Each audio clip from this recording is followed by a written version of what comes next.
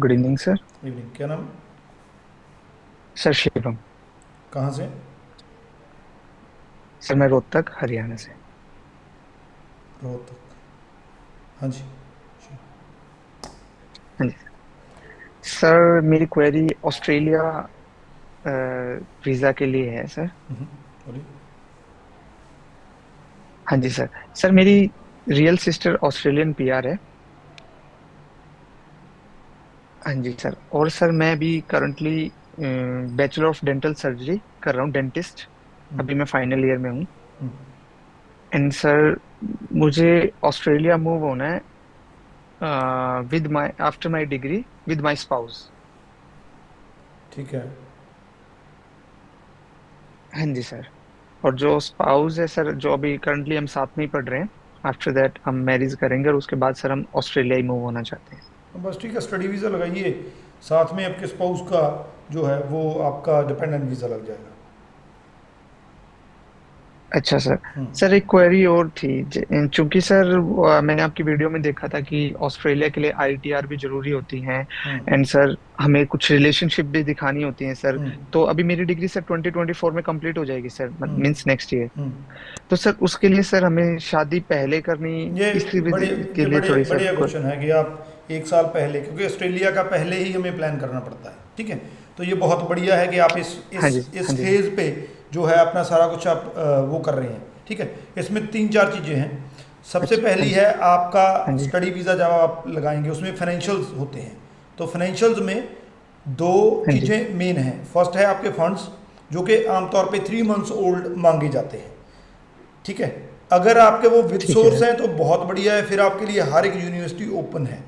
अगर वो with source नहीं है, 3 मंथ पुराने ठीक हैं, है सर। तो भी मोस्टली यूनिवर्सिटीज़ आपको एडमिशन दे देती हैं। जो आपका जीटी क्राइटेरिया होता है, जेन्युइन एंड टेम्परेरी एंट्रेंस ठीक है जिसको सर। बोलते हैं, उसके लिए आपके फंड जो है मोस्टली यूनिवर्सिटी 3 मंथ्स हम्म ओल्ड मांगती हैं। तो पहली बात ये है कि जब भी आप प्रोसेस शुरू करें हम्म, उससे पहले, ठीक है सर। उससे 3 या 4 महीने पहले आप अपने फंड जो हम्म, हैं वो अगर तो अभी से करना शुरू कर सकते हैं विद जो है अपना सोर्स ऑफ इनकम, तो ठीक है। अदरवाइज उस फेज़ पे जाके आप उसको उस हिसाब से उसकी करनी शुरू कर दीजिए, पहला।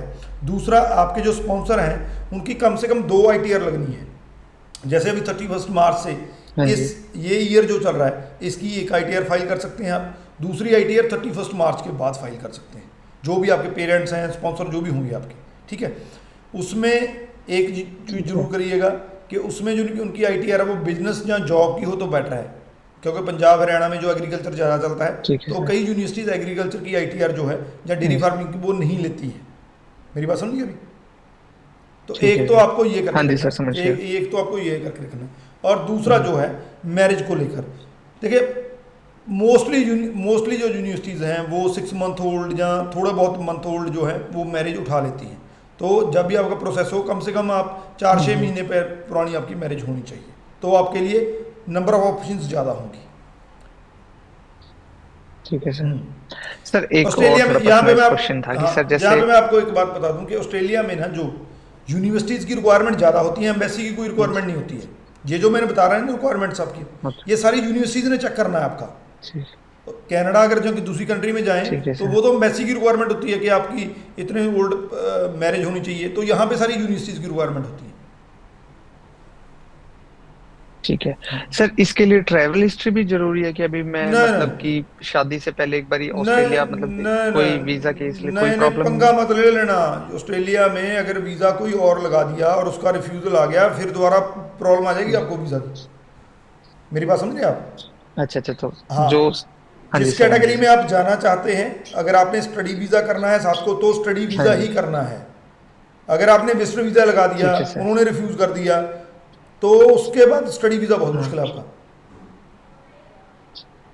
अच्छा सर। और सर आपने फंड की बात बोली थी कि कितना फंड होना चाहिए सर दिखाने के लिए, जो 3 मंथ आप पुराने फंड्स बता रहे थे? देखिए, अगर तो आप एक साल की फीस पे करते हैं, बेसिकली 21,000 के अराउंड होता है, 21,004 ऐसा कुछ है।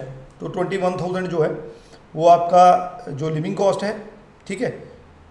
अगर आप एक साल की फीस पे कर रहे हैं तो सिर्फ 21,000 आपने हाँ जी ऑस्ट्रेलियन डॉलर प्लस जो 2,000 आपका, जब 1,500 आपका जो है ओवरसीज हेल्थ कवर होता है और 2,000 जो आपका होता है वो एयर फेयर होता है जो आपने शो करना होता है। 21,000, दो 23 और दो 25, 25,000 तो आपका ये ठीक है निकल सर। गया। अगर आप एक साल की फीस पे कर रहे हैं तो 25,000 आपने पे करना है, वो शो करना है। ठीक है। अगर आप जो है अपनी 6 मंथ की फीस पे कर रहे हैं, जो भी फीस फी आपकी पेंडिंग रहेगी हाँ जी। एक साल की फीस से, तो उसमें वो ऐड हो जानी है। मान लीजिए आपकी 30,000 फीस हाँ है, जी। 15,000 आपने पे कर दी, 15,000 रहेगी, तो 25,000 में 15,000 और ऐड हो जाएगा। 40,000 आपको फंड, ऑस्ट्रेलियन डॉलर फंड आपको शो करनी पड़ेगी। क्लियर हो गया? ठीक है। अगर स्पाउस लगाएंगे तो स्पाउस का अलग से हाँ होगा, मतलब, उसका लिविंग कॉस्ट अलग से उसको शो करना है।